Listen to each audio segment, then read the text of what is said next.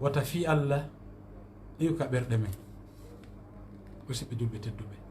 yo fi Allah wonu ka ɓernde men dimbe kikiɗe jemma e ñalorma allahu subhanahu wa taala o daali fadkuruni adkurukum anditelam mi andita on anditelam mi andita on wata o yeggitam sakko mi yeggita on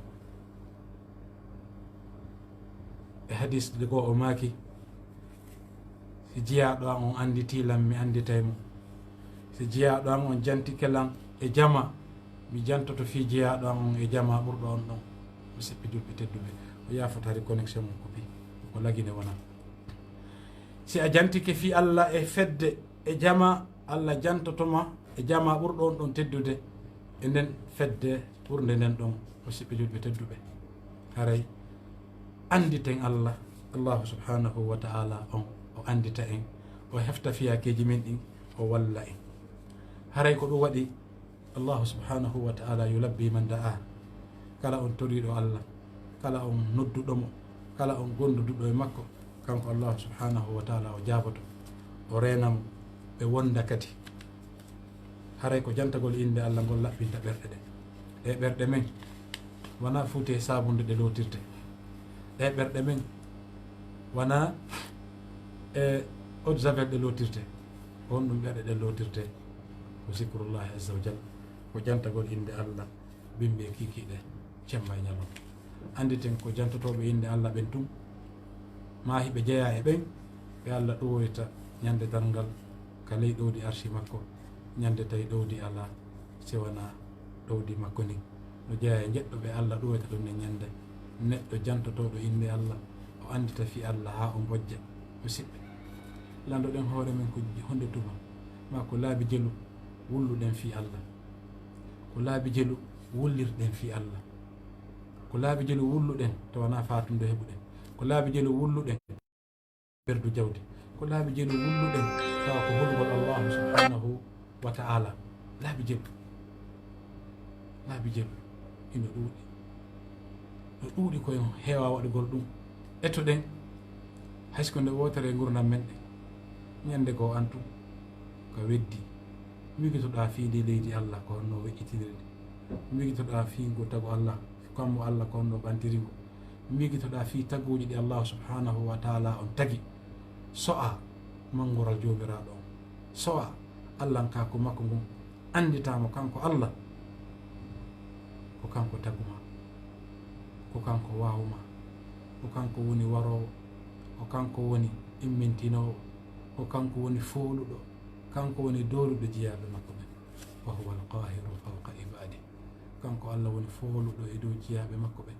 si o nangima a yahay si o noddima a nototo so ittanima mapunde ala wattowo nde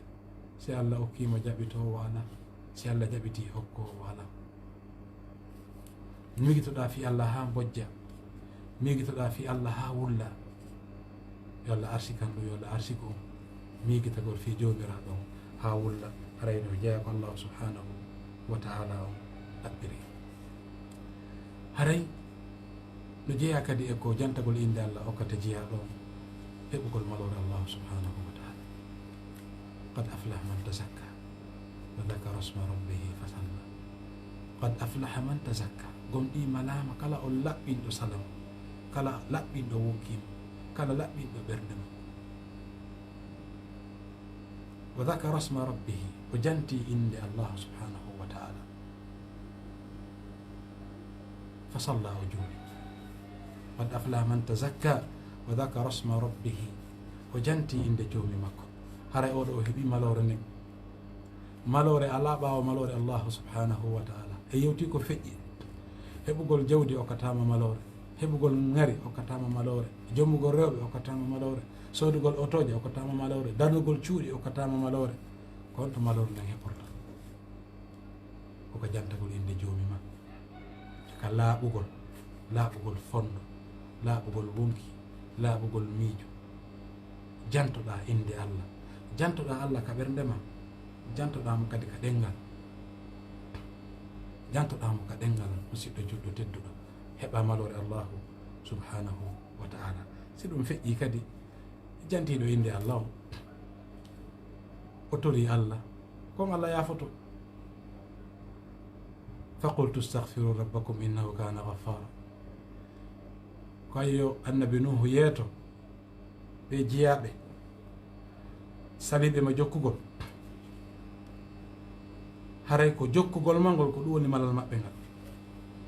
yeeto kadi jokkuɓe maɓɓen ko honɗum ɓe daɗirta ɓaworigol allahu subhanahu wa ta'ala e waɗugol ko yamiri kon acca ko haɗi kon ko torgol Allah yola yafanoɓe boneji maɓɓe ɗi faqultu astaghfiru rabbakum innahu kana ghaffara yeetoɓe Muhammad yoɓe janto fi inde allahu subhanahu wa ta'ala yoɓe janto fi Allah yoɓe janto Allah ɓe toro mo yaafuyi waɗi ko kanko to woni ko yafoto e jeeyaɓe makko ɓen e sa yi no yewtiɗen noon ɓernde goɗɗo no yoora haray ko ɓuri hewde kon haray ko neɗɗo mo jantota ko inde Allah subhanahu wa ta'ala si tawi neɗɗo on o jantoto inde Allah wallahi ɓuri hewde kon ɓernde makko nde nde yorata ɓernde makko nden haray hinde hecciɗi nde oya arno o wi nela sariyaji dina ɗin ɗuuɗi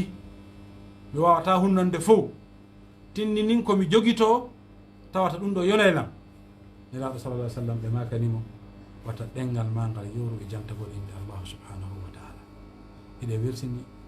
ɓeye goɗɗo no jooɗo ñallal ngal fof ɓawa ko ordinateur makko ɓawa ka téléphone makko anantamo ya sahfirullah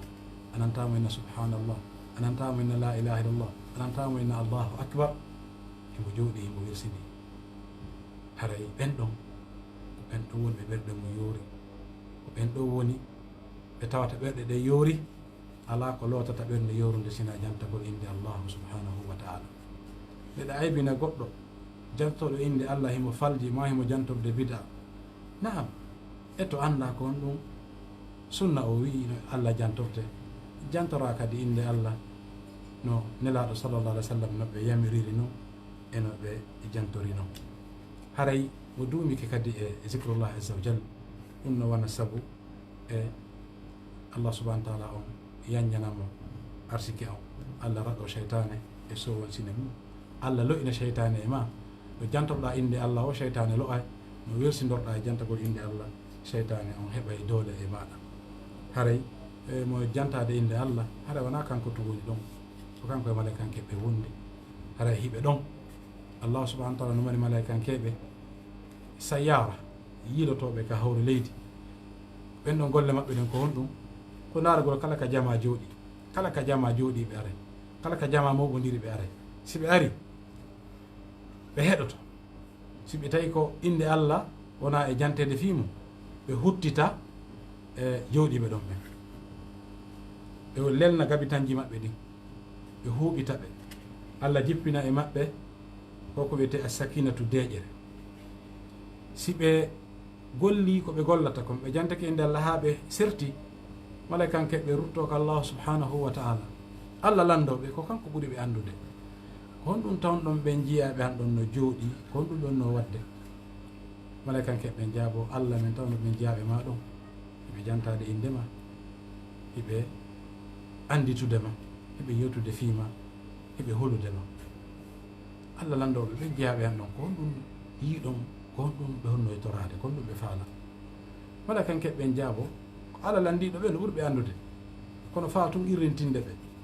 ɓe inna Allah ɓe jeeya e ma ɗon aljanna ɓe faala ɓen ɗon ɓe fof ko aljanna ɓe faala Allah lando ene ɓe yi aljanna malaikankeɓe jaabo oy ɓe yaani aljanna Allah daala ko honno ɓe jeeyaɓe a wayno si ɓe holirilan ni ɓe jantori inde al ni ko honno ɓe jeeyaɓe a wayno si ɓe yino aljanna mi marani ɓe aljanna mo tawata yitere yaali siga mum nowru nanale wamum haqqille miijotako on ko ɗulla andata ɗo ñande goo miɗo e leydi jananiri miɗo e mumi golle data tawi ɓe faala wadde projet immobilier ɓe addi projet on ha hande mi yiyali projet labiraɗo o noon e mi daari ɗum tawi appartement goto ko tenen 5 millions de dollars musidɓe julɓe tedduɓe ɓay mi daari ɗum mi andari ha mi wulli yaafa ɗon himo jangol andina ko on ɗon ɗa e wullude mi inni si tawi ɗum ɗo ko jiyaɓe moƴƴini fi jiyaɓen jiyaɓen moƴƴini fi jiyaɓen ka adunal ɗum ɗo labirama ni mi anditi ma ko nelaɗo sallallah alih wa sallam e hadis qudsi ko allah subhanahu wa taala on daali a'dattu li ibadi ma la aynu ra'at wala udhunun sami'at wala khatara ala qalbi bashar yomo daali mi heblani mi marani jiyaɓe am ɓen aljanna mo yiteri aali siga mum e konko mi yiɗon wallahi no laba ko sifa aljanna on no aljanna on sifira ka adna ko noon ɓe waɗiri canɗi no ila jardin ji no waɗa cuuɗi no mebla ko ha ɗon tum faaleteɗa mi anditi hihi naam mi yi'aali waɗum ɗo ka adna ɗo kono pelletti allahu subhanahu wa taala o marano e jiyaɓe makko ɓen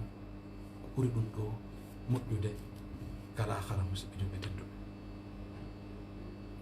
ko ɗum waɗi haray e allahu subhanahu wa taala so okkima aljanna haray fof o okkima haray noon jantagol inde allahu subhanahu wa taala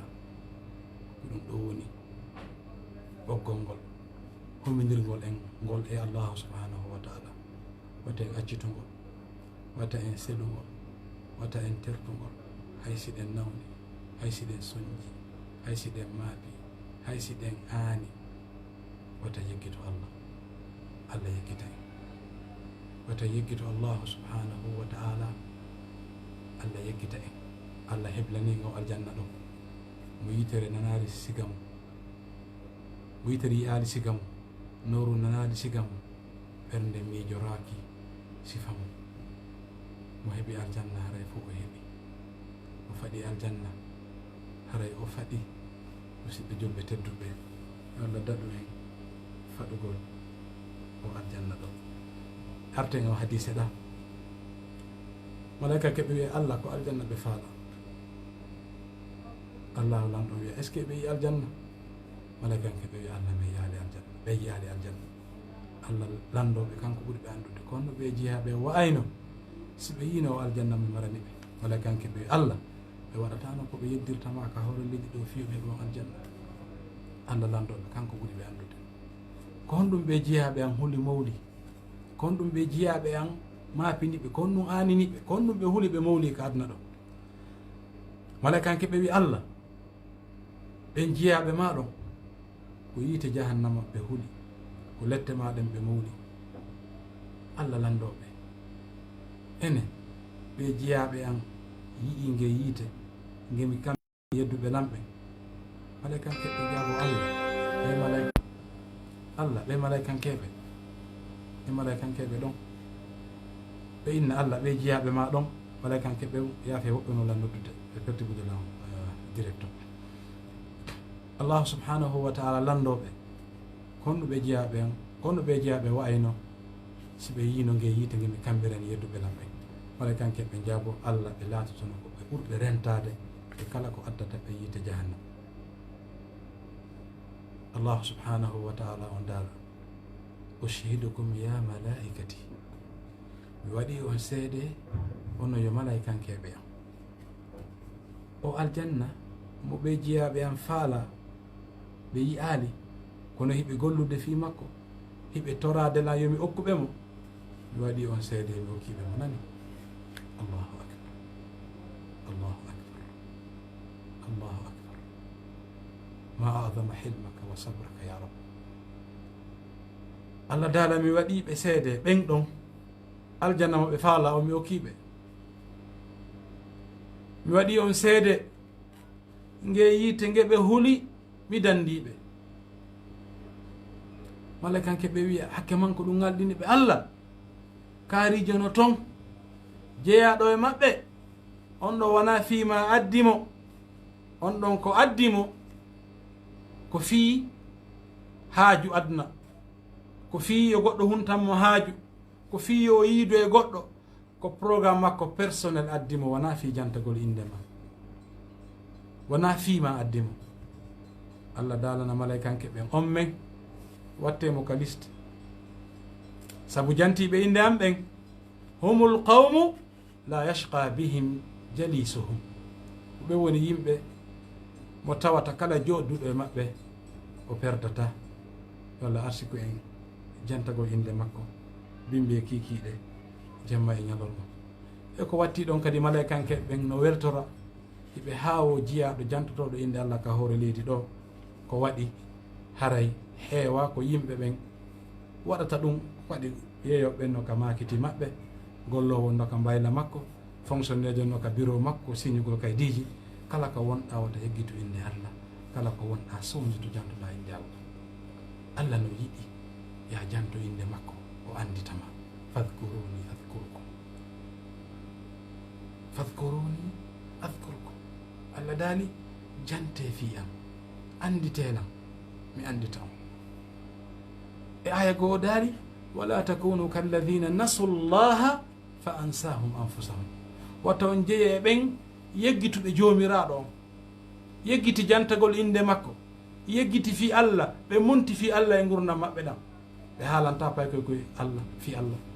ɓe haalata pay koɓe koye fi Allah. Kamɓe tigi ananta heɓe janto inde Allah, ko on ɗum mapiniɓe ka hoore leydi ɗo ko weli e foti, kon ɗum mapiniɓe ko hoore leydi ɗo ko ñaami e yari, kon ɗum mapiniɓe ko hoore leydi ɗo ko weltingol tere maɓɓe ɗen, ko dahmitugol wonkiji maɓɓe ɗin, hay so tawi ino tikkina Allahu subhanahu wa ta'ala. Ndaare musidɓe julɓe tedduɓe, ñande goo rasulu sallllahu alayhi wa sallam hiɓe tolodi e sahaba en ridwanullahi alayhim. Nelaɗo sallllahu alayhi wa sallam ɓe maaki ala unabbi'ukum bi khayri a'malikum wa azkaha inda malikikum wa arfa'iha fi darajatikum wa khayrin lakum min infaqi aldhahabi walfidda wa fi riwayatin min infaqi aldhahabi walwaraq wa khayrun lakum min an talqaw aduwakum fatadribu a'naqahum wa yadribu a'naqakum. qalu bala ya rasul allah qala zikru llahi azza wa jalla. Ya salam, nelaɗo sallllahu alayhi wa sallam ñande goo ɓe tooli ɓe makani sahaba en, on accata mi humpita on e ko ɓuri moƴƴude e golleji mum ɗi ɓattorton Allah, ɗi tawa kadi Allah no yiɗi, ɗi tawata Allah hino suɓi himo weltora, ɗi tawata ko kanji ɓurata ɓartude on degré ji ka aljanna, ɓurata ɓartude on dardiaji, tawata kadi ko ɗum ɓuri moƴƴande on idi sakkagol kanŋe e kaalisi e fillego sakkagol kanŋe e mbuuɗi, ko ɗum kadi tawata ɓuri moƴƴude e yahugol ka jihaadi. waron ayɓe mawɗon ɓen, ma ayɓe mawɗon ɓen wara on. Sahaba e maaki e nelaɗo woodi ko ɓuri ɗum, nelaɗo maaki hi woodi ko ɓuri ɗum, subhanallah. ɓe maaki zicrullahi azza wa jal, ɓe maaki ko jantagol inde Allah. Landuɗen hoore men hono wonɓe tinude en ɓen fewno ɗo radio Guinée GSA hakkude mon Allah, kala e moɗo waɗɗo astahfirullah laabi temedere yo waɗu kollunkun ni ɓenen min wanno laabi temedere. Kala waɗɗo e moɗon subhanallahi laabi temedere adi o yaltude yo waɗu kollunkun ni. Kala e moɗo wiɗo allahu akbar, la hawla wala quwwata illa billah, maɗum subhanallahi wa bihamdihi subhanallahi alazim, maɗum wigol la ilaha illa allah wahdahu la sharika lahu lahu lmulku wa lahu lhamdu yuhyi wa yumitu wala kulli shay'in qadir, laabi temedere. Kala waɗɓe ɗuɗum ɓe waɗuɓe ɗum ɗon ɓen hiɓe moƴƴere ɓe ɓeydu. Enen ɓeela wadde ɓen yo Allah arsigo e waɗugol, ça ne nous prend même pas de temps. Jantuɗen inde Allah e kala ka wonɗe, nde hiɗen yaltude jantuɗen inde Allah, nde ɗen ƴawde ka oto men jantuɗen inde Allah, kala ka wonɗen jantuɗen inde Allah, ka golle men jantuɗen inde Allah, sowndito ma ɗum jantoɗa inde Allah subhanahu wa ta'ala ka ɓernde ma. Kanko Allah wona o yeggitowo, kanko Allah o anditay on andituɗo mo, wata yeggito hadise ɗo nelaɗo sallallah alih w sallam ɓe maki acce mi humpita on golle moɗen ko ɓuri moƴƴude e golleji moɗon ɗi hannuɗon gollude, golle ɗe tawata ko kanje allahu subhanahu wa ta'ala ɓuri yiɗude ɗum ɓurata weltorde golle ɗe tawata ko ɗen allah ɓantirta on darajaji golle ɗe tawata ko ɗen ɓuri moƴƴude ittugol kanŋe e kaalisi golle ɗe tawata ko ɗen ɓuri moƴƴude yahugol ka jihaadi wara ayɓe ɓe ma ayɓe ɓe wara on tigi sahabaɓe maki nelaɗo tindin men fi ɗum ɓe maki ko jantagol inde allah yo allah arsi ko en jantagol inde allah mimɓe kikiɗe jemma e ñalorma e dendanangal alhaaliji men ɗi e kala ka wonɗen koye alhaali goto woni janta ko inde allah si en naati ka horgo hayde ɗen naata ka horgo koye janto inde allah ko adi en natude para noon miijitagol fi allah jantowo ko ɗengal subon hino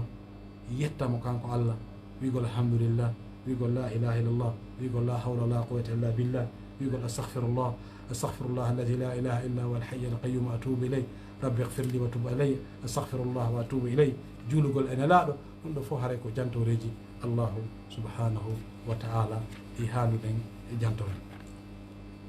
eyyi ko ɗum waɗi jeeyaɓe ɓe allah marani moƴƴereji makko ɗin e yewtifi maɓɓe nane ko jantotoɓe inde allah ɓen ka worɓe e ka rewɓe o daali wadhakirina allaha kathiran wadhakirat worɓe jantotoɓe inde allah ɓen ko heewi e sonnaɓe jantotoɓe inde allah ɓen ko heewi si wiyama ko heewi wona wiɗo astaghfirullah wona 2 jours si wiyata kadi astaghfirullah o daali adda allahu lahum maghfiratan allah maraniɓe yaafuye o yafotoɓe o ajran adima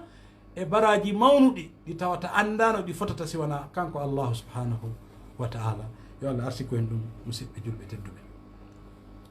ɓe maaki hadise kadi mo abou hurara fillani en wonɗo ka imam muslim elaɗo maaki sabaqa almufarridun qalu wa ma almufarriduna ya rasul allah qala aldhakirina allaha kathiran wadhakirat nelaɗo sallallah sallam ɓe maaki aditike adondirino e moƴƴere nden woɓɓe goo hittinino yehino dogino acci on woɓɓe goo hikkino ke yeeso on hewtotako ɓe sahaba e maaki ko homɓe woni ɓen ko homɓe woni wiyeteɓe almufarriduna ya rasulallah nelaɗo sallllahu alayhi wa sallam ɓe maaki ɓen aditiɓe on ƴettuɓe vitesse ɓuuri ferari yeehi ɓe tawata on nangataɓe ko ɓe jantotoɓe inde allah bimɓe kikkiɗe jemma e ñalo ɓen ɗon ɓe accino wallahi kala ɓurɗoma jantade inde allah waccima sabaqa almufarridun qalu wa ma almufarriduna ya rasulallah qala aldhakirina allaha kathiran wadhakirat ko worɓe e rewɓe jantotoɓe inde allah ko heewi bimɓe kikiɗe jemma e ñalorma e kala alhaaliji maɓɓe ɗin ɓen ɗon ɓe hittinino ɓe yehino o wataɓe nangude o ɓurima jantagol inde allah haray o ɓurima musidɓe julɓe tedduɓe ɗum waɗi haray no jeeya noon kadi e ko allah jantorte nden no lewru ɗo janngugol deftere makko nde allah addi albala u jarrabu ye coronavirus o addani en kadi lewru yurmede ka torotoɗen allah yo yaafoy no e qur'ana lekki allah daali wa nunazzilu min alqur'ani ma huwa shifaun wa rahmatun kono ko lilmuminin allah subahana taala o daali o tellini ka alqur'an wa nunazzilu min alqur'ani ma huwa shifa meɗen tellina ka alqur'ana ko woni e muɗum lekki ngaygu lekki mawnuntinare lekki haasidako lekki shirku lekki yiɗalngol hoore mum tun ɗum ko lekkiji suuɗiɗi ɗin e feeñuɗi ɗin noon lekkile hay ñabbuli ɗin ko waɗi allahu huwa shafi ko kanko allah woni sellinowo si allah daali o jippine ko alqur'ana lekki kin tawi kadi ko mutlaq lekki en anda ko honɗum e lekki en anda ko honɗum lekki ki ñawdata sina hiɗen andi tun allah daali o tellini ka alqur'ana lekki ma huwa shifaun wa rahma e yurmede o daraki ka lekki tun o watti ɗon kadi yurmede kono ko wonande gomɗinɓe ɓen yo allah arti koen hoolagol allah hoolagol mo kanko tun haren hoolaki karma ko batin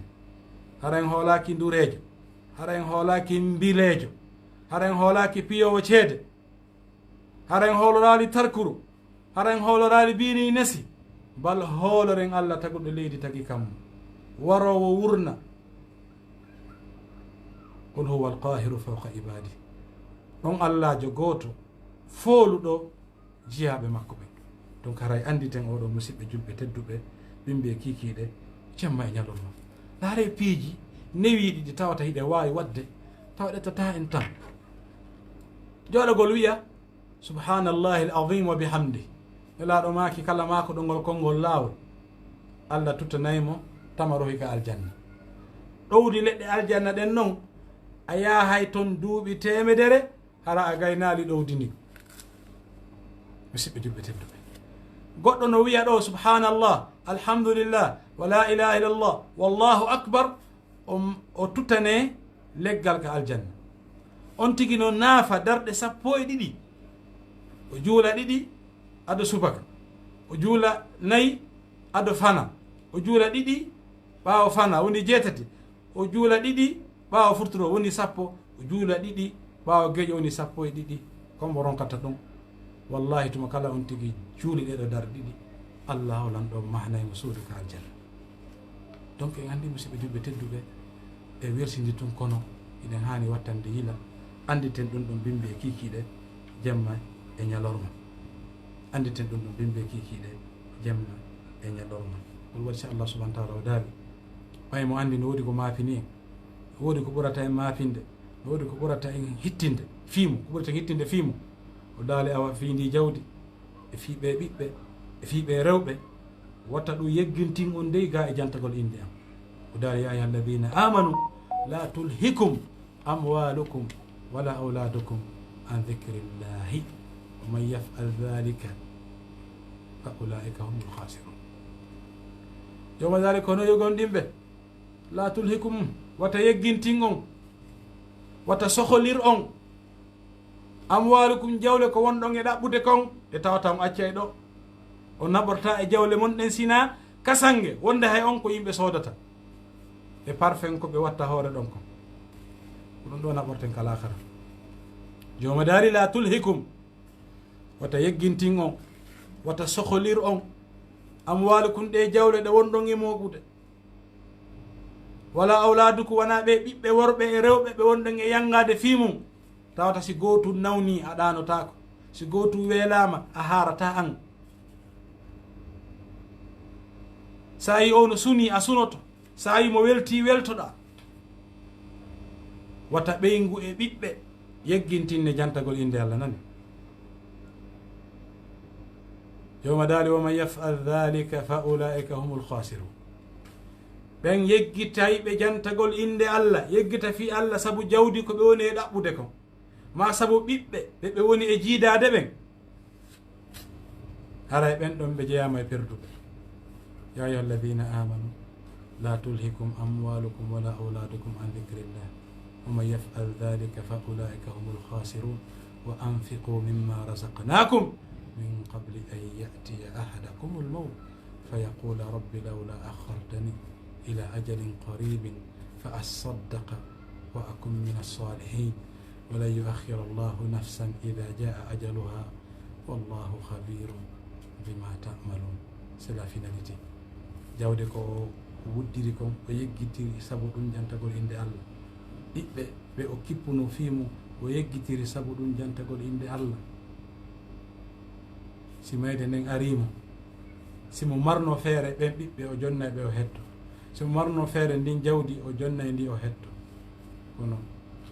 kalla innaha kalimatun huwa qailuha wa min waraihim barzakhun ila yawmi yubathun. si tawno goɗɗo no sottotono ɗon nen ñanda si tawno goɗɗo no itta ko mari kon o yilta mayde hareno hande ma yo ala on tigi yangotono ɓimɓe kikiɗe jemma e ñalorma fi yo heɓu ko korompira aroɓe warugol muɓen kono ɓen ɓe jaɓata korompede. woli kulli ajalin kitab lajal kala no winda happa fa iza jaa ajaluhum la yastakhiruna sa'atan wala yastaqdimun. si lajal maɓɓe ngal hewti wallahi en fof men allah no satani e lajal goto kala men allah no happani ɗum ko hondituma o mayata ko balɗe jelo o wurata ko duuɓi jelo o wurata ko honɗum e honɗum o ñamata li kulli ajalin kitab ko honde tuma ko Allah andi ɗum himo wirni en ko honno waɗirta ko Allah andi himo wirni en kono wallahi hewtay si ɗum le hewti a nettinantake leere gooto a addintinantake leere gooto a ɓeydantake segonde a ɗuytantake segonde musidɓe julɓe tedduɓe aray ko ɗum waɗi musidɓe julɓe tedduɓe wata koko wonɗen e moɓude ɗo yeggintin en inde Allah nden jantago inde makko bimɓe kikiɗe jemma e ñalawma haray sakkitore nde toɓɓere ɗo yewtugol yoga e konnguɗi karmakoɓe e adinoɓe en moƴƴuɓe feƴƴuɓe ko honɗum ɓe yewti fi jantagol inde Allah seydna Muaz ibn Jabal ko sahabankejo suka o wonno welaɗo maki mafte maɓɓe ɗen fof ko kanko ɓuuri andude ko dagi e ko harmi seydna Muaz o wi laysa yatahassaru ahlul jannati ala shay'in illa sa'atan marra bihim wa lam yadhkuru llaha ta'ala fiha seydna Muaz o wi yimɓe naatoɓe ka aljanna ɓen ma yimɓe naatuɓe ka aljanna ɓen ɓe nisata e hay hunde sina leere gooto feƴƴirnoɗoɓe ka adna ɗo tawi on ɗon ɓe jantaki inde Allah e makko hakke manko Allah marani joddi mawnudi jantotoɓe inde makko ɓen o andi Allah daali suratul ahzab ini wa dhakirina allaha kathiran wa dhakirati a'adda allahu lahum maghfiratan wa ajran azima joddi mawnudi ka Allah olan ɗon o sifaki ɗon ko honɗum e joddi o wi tun himo maraniɓe ko tiiɗi si tago ɗon no wi no mari ko tiiɗi haray hiɗen andi haray hino mawni seydna Malik bun Dinar ko neɗɗo jeeyaɗo e tabi'inaɓe arɓe ɓawa sahaba en woɓɓe wi ko khilafatu banil Abbas o wuuri o wi neminotoɓɓen ɓe neminaki ko weli hewti jantagol inde Allah yani kanko o nandintinni ɗo jantagol inde Allah ngo wa ñamete yani goɗɗo ñamali ko weli ka hoore leydi ɗo on ñamete e welde taw on battini fi makko hewti ñamete ɓernde nden si tawi neɗɗo o jantake inde Allah subhanahu wa ta'ala nema beleduru ko heɓata kon ɗum no ɓuuri ñamugol ñamete ɓurɗo welde ka hoore leydi ɗo yaqul ibnul Qayyim o karmakojo men ɗo karmakojo sunna yakitoraɗo rahimahullah o wi inna al abda la ya'ti yawma alqiyamati bi sayyi'atin amthal aljibal fayajidu lisanahu qad hadamaha min kathrati zikrillah ya salam ibnul Qayyim o wi jande darngal neɗɗo on o waddante bonɗi makko ɗin taw bonɗi makko ɗin hiɗi fotawa pelle ɗuɗude kono tawa ko janti inde Allah kon munciti fello ngo wattingo ley muncitino fello makko ngon wattingo ley musidɓe julɓe tedduɓe wattingo poussiére yimɓe nodde lan wacci noddugol lan en direct haray ko ɗum waɗi musidɓe julɓe tedduɓe Ibnul Qayyim Jawzi o wi neɗɗo aro e ñande darngal tawa himo golluno boneji wawɗi wa pelle kono tawa jantagol inde Allah ngol ko janti inde Allah kon ko tori Allah yaafuye kon Allah montino ɗum yaafanike mo ɗi pelle boneji makko ɗo Allah sanza ɗum watta moƴƴi fa ulaika yubaddilu llahu sayyi'atihim hasanat wa kana Allahu ghafuran rahima si goɗɗo tuubi o laɓɓini tuubi o jantike inde Allah ha moƴƴi ñande darngal bonɗi makko halkaynoɗimo luttinaynoɗimo ka yiite koɗo ɓawi tuubi o laɓɓini tuubi Allah sanzanamo moƴƴi ɗin Allah sanzanamo bonɗi ɗin o wattanamo moƴƴi ko Allah to wawi ɗum yo Allah arsi ko en musidɓe julɓe tedduɓe rewgol oɗo yo Allah arsi ko en anditugol oɗo yo Allah arsi ko en wurugol e hawre ka ɗo diina fiyo kanko Allah yo yaafo en musidɓe julɓe tedduɓe al imam Mujahid ko jangana kojo Abdullah ibn Abbas kam kojo tafsir molanaɗo o wi man istata'a an la yabita illa tahiran man istata'a minkum an la yabita illa tahiran dhakiran mustaghfiran falyaf'al fa innal arwaha tub'athu ala ma qubidat alayhi ya salam imam Mujahid o wi kala e moɗon hattanaɗo ndehimo waalo yo salligo ndehimo waalo o juula darɗiɗi si o waalo o anni o immoto juula jemma o janto inde Allah ha o ɗano ɓe wi heɓɗo feere waɗugol ɗum o yo waɗu o wi ko waɗi wonkikin koye honɗum ko immintinte koki ɗaani kon e muɗum koko ki wari maayi kon e dow muɗum ko ɗum woni koki immintinirte ñande ganda musidɓe julɓe tedduɓe karmakoɗo goto moƴƴuɓe ɓen kadi goɗɗo maɓɓen ton o wi'i wo yaali bakkatu kanuɗo bakkatu jidduɗo hewti jiyaɗo yeggituɗo jantagol inde Allah kanko konti accugol zicrullahi ko bakkatu kanaro ko bakkatu jidduɗo yo Allah dandu en ɗum yo Allah andintu en andintin en mo kala ka wonɗen e kala no wonirɗen seydna Luqman en andi Allah no yewti fi makko mo dedi hay suratowol molanagol fi seydna Luqman o wi'i yimɓe jantotoɓe inde Allah ɓen e yimɓe ɓe jantota ko inde Allah ɓen hakkude maɓɓe no wayi hakkude jamma e ñalawma no wayi hakkude annora e niwre jantoɓe inde Allah on kanko woni annoron mo jantota ko inde Allah ko kanko woni niwre nden min sakkitora ɗo mako goto mo Ibnu Taymiya makani en Ibnu Taymiya o wi'i wo aljanna no ko adna ɗo mo naatali on aljanna ɗon o natata aljanna lahara o wi honɗum o wi on aljanna kon ɗum ko dicrullahi azza wa jalla kanko o wi sadi belenuru wallahi jarriɓe en fof men duumo ɗen haysi ko darɗe ɗiɗi haysi ko darɗe nayi jemma haysi suuma e feƴƴi etoɗen duumoɗen e ɗum haysi koye 5 heures haysi koye 4 heures ɗum tigi juula haysi ko darɗe ɗiɗi o duumo e majje waɗi golle moƴƴe ɗen haysi no fanɗi o ɓuri moƴƴude koyeɗe duumo on tigi janto inde Allah haysi ko leere goto wallahi a wiyata bimbi tawa hiɗa mali mbele nderu ka wonkima e ka ɓernde ma tawa ta anda on to iwri tawa hiɗa softi ala pares tawa hiɗa mari welo welo ka wonkima wallahi jarriɓe donc haray hiɗen daro ɗo e mako Ibnu Taymiya ɗo wondema no faala heɓude aljanna lakara on o naate taw aljanna adna on ko jantagol inde Allah ono arsiken bimbe kikiɗe cemma e ñalawma ko jantorte inde Allah kono ɗuuɗi no woodi ko nelaɗo happi ko watte laabi tati bimbi laabi tati kikiɗe kono kaɓe maki ɗum bismillahi alladi la yadurru ma ismihi shay'un fil ardi wala fi sama wa huwa samiul alim koto komo laabi tati bimbi laabi tati kikiɗe ɓe maki aray ko boni hewtatama lorra hewtatama no ɗuuɗi e duumagol istihfar surtout fewno ɗo e o épidémie ɗo e o pandémie ɗo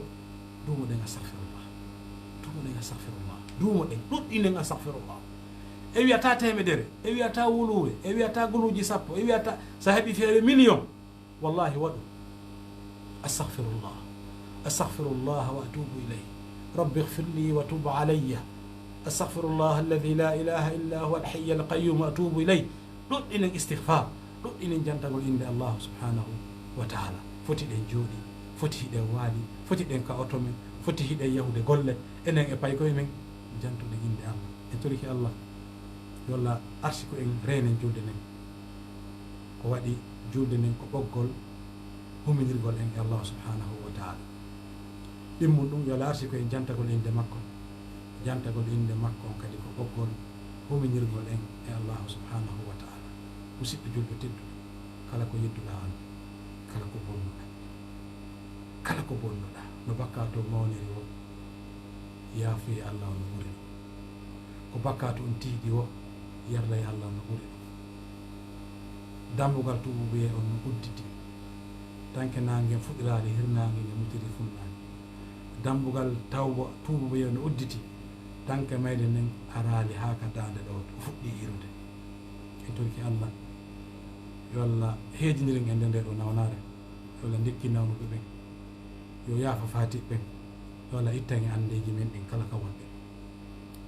noodi jombaɓe ala ɓiɓɓe yo Allah hokkoɓe ɓiɓɓe waɗaɓe barke